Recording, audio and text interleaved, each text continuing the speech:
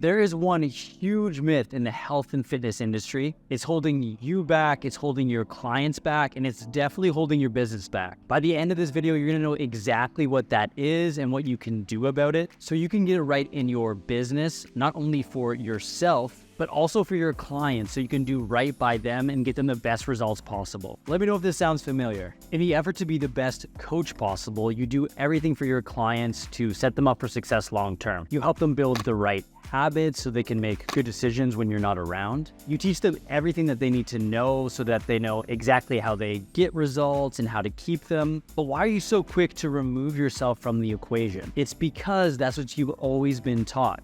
In order to be a good coach, personal trainer, nutrition coach, you want to give your clients everything that they need so that they no longer need you. And in an ideal world, this might be the case. But realistically, does that ever happen? Today, I'm breaking down the myth that your clients shouldn't need you forever and what you can do about it to put everyone in a position to be the most successful. Now, the main reason why this myth may exist in the first place is because when someone starts working with someone, they usually have a shared goal, they have a shared vision for what they want to accomplish.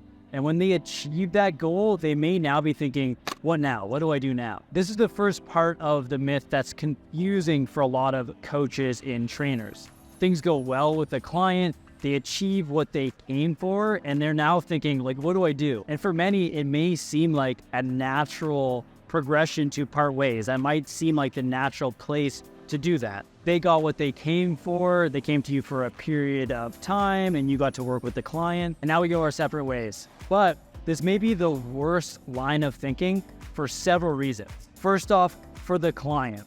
When you achieve a goal, motivation is very high and it's the perfect time to set a brand new goal. Instead of both parties thinking we did what we set out to do and accomplish, it's the perfect time to start thinking, what's next? If the initial goal was, say, weight loss, it's the perfect time to start thinking about performance and switching gears. If anything, it's gonna be weight loss that gets people in the door, and weight loss can be a perfect gateway fitness drug to the next thing, to the thing that they ultimately need. That's where real health and wellness comes. It's not from the weight loss, it's not from the physical change, it's the change that happens next. It's a change that occurs when we continue to evolve and grow. So what that may mean is maybe there's a specific strength goal next. Maybe you focus on a bodyweight bench press or doing your first pull-up, or something endurance-based like a longer race or a longer run, or maybe even pushing out of your comfort zone and doing something like a Spartan race or an obstacle race, or doing something that's fitness related but maybe even a bit more social.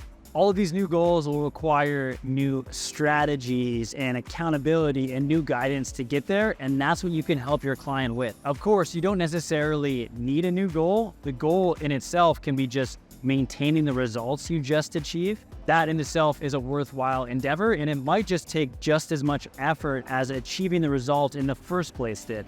And while you don't need to present your client with a new goal, in 95% of cases, it's a smart thing to do. It's a smart thing to continue on and to set your sights on something new to achieve, especially if the relationship is good and finances aren't the issue. In most cases, people still have the money. They just need to continue to make their health and wellness a priority, which is going to help you in your fitness and health business as well. And why is this the case? Because keeping an existing client to work with you is always going to be easier than finding a brand new client on social media or asking for referrals and having to train that client in your system. It's way less expensive to do and it's much easier to do. It takes much less effort, and it's in the best interest of both parties. Now, there might be a time and a place to continue on this service at a lower rate because it does take less energy and less time. But in many cases, the clients that do value what you do are gonna pay the exact same rate because they care about you and what you do, and they're more certain that they'll get the next result because you've already shown them that you have a track record of delivering results. Now, here's something you might find useful. There are a long list of different ways and goals that you can help your clients achieve after they've, achieved the first result. What I want you to do is feel free to pause and take a screenshot of this list. Here are all the things you can continue to help your clients do Save this list and use it to brainstorm when you're in this situation. Now, many people are going to think that they can't do those things or that they can't do something. It's your job in this role to give them that growth mindset, to help them foster that and show them what's possible. All right, so your clients actually need to be working with you forever. Of course, your clients don't actually need to work with you forever. And there are a bunch of reasons that someone can stop coaching or stop working with you. First off, they've reached the goal that they initially started working towards, and now they're in a better place, and they know what they need to do to maintain that goal. Or maybe their priorities have changed and things are different for them now in their situation. Maybe they just flat out can't afford the service anymore. These are all valid reasons, but none of this means that they no longer need you, regardless of how good of a job you've done or what you have or haven't done. No one needs to work with you, but what if they still want to work with you? There's no reason why you need to force someone out of working with you, which literally can be the industry commonplace because it's been shoved down our throats that we need to teach our clients everything and give them all the habits and then they should be fine to go out on their own. No one needs to be forced out of coaching if they don't want to stop.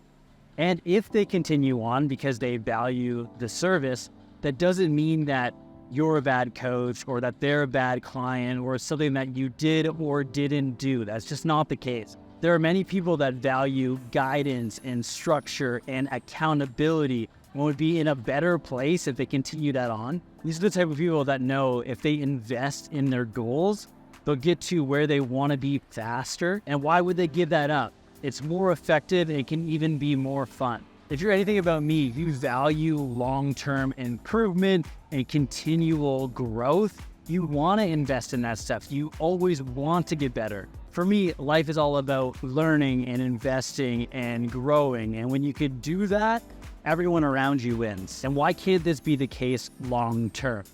Even if you're a client-centered coach, you don't need to make this decision for people.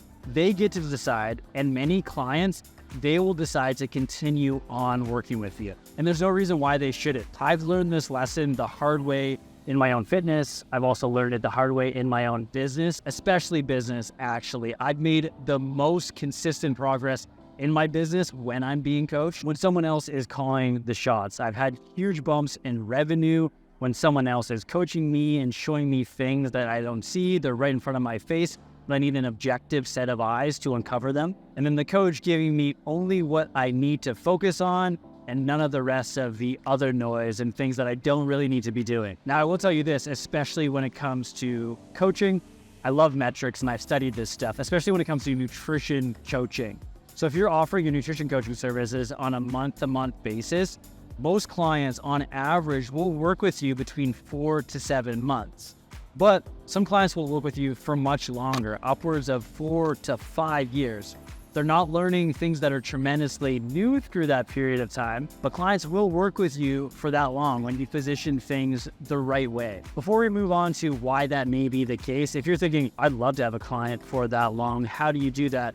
But you're even having a hard time getting your coaching started, I have a completely free 3-day quick start nutrition coaching challenge where they give you everything you need to start your nutrition coaching business. If you haven't yet checked that out, go to the first link in the description below to get instant access. And when you have all of that right stuff in place, that's when clients are going to work with you for extended periods of time. Sure, there's always room for them to work with someone else. It doesn't necessarily need to be you, or they can try things on their own. There is merit to that. There's also tons of benefit to continuing on with their coach, setting a new goal, and continuing down this path. But this all goes back to what makes coaching so powerful and why I think your clients don't need you forever is a huge fitness myth. All right, so at this point you may be thinking, what makes coaching so powerful? What makes training so powerful? Why would someone hang around for 4 to 5 years working with the same person? It's the guidance and the systems, and most importantly, the accountability. It's not the knowledge. All the knowledge is already out there. People generally know what they need to do. They know what sort of exercises they could be doing. They know how to eat healthy. They know what eating healthy looks like. It's not the knowledge. All of the right knowledge, although there's quite a bit of noise, all the right knowledge is already out there. There is more YouTube content created on health, fitness, and nutrition than could ever be applied, especially on an individual level. But the most important thing is how you apply that knowledge and how you hold people accountable to it, especially when it comes to their goals. We always overlook this when it comes to being a coach or a trainer. We think that you're an overqualified rep counter, and that's just not the case. You're a human being that gives people what they need and allows them to get out of their own way to finally do the work that they need to get results. That's what people need. Now, people do ask me all the time, like, what's the deal with AI and ChatGPT? Is it going to replace coaching? Is it going to take my job? And for the most part, I'm not worried at all, because people still want to be led by humans. And it's your personality and how you connect with people that will never be replicated. No one else can do that just like you. You add this to the right systems and accountability, and that's what's going to deliver results. And with all that, you will almost guarantee that you will never go out of business as a trainer or a coach. If there is one thing that makes coaching so powerful, it's the accountability. Think about it this way. When you take a kettle off the stove and it stops being warm, it was boiling and it's no longer boiling, you never think, oh, that kettle forgot how to get warm. No, it still knows how to do that. What's changed, what's different now is that there's no heat. Coaching is the heat. The heat comes from structure and systems, and most importantly, accountability. And that's what makes this stuff so powerful. Now, your clients, they may not need to keep you around forever, but that doesn't mean that they can keep you around. Now, of course, you're not going to do the work for them, but you'll help them set the next goal and provide this right structure and guidance and strategies to get there so they can continue to evolve and grow and take care of their own health. And not having this mindset, that might be the exact thing that's getting in their way and getting in your way too. That's the biggest myth in the fitness industry today. I hope you learned something new in this video.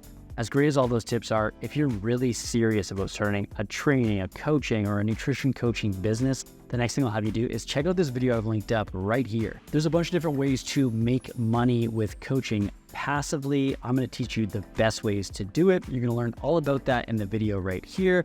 So click on it now, and I'll see you in the next video.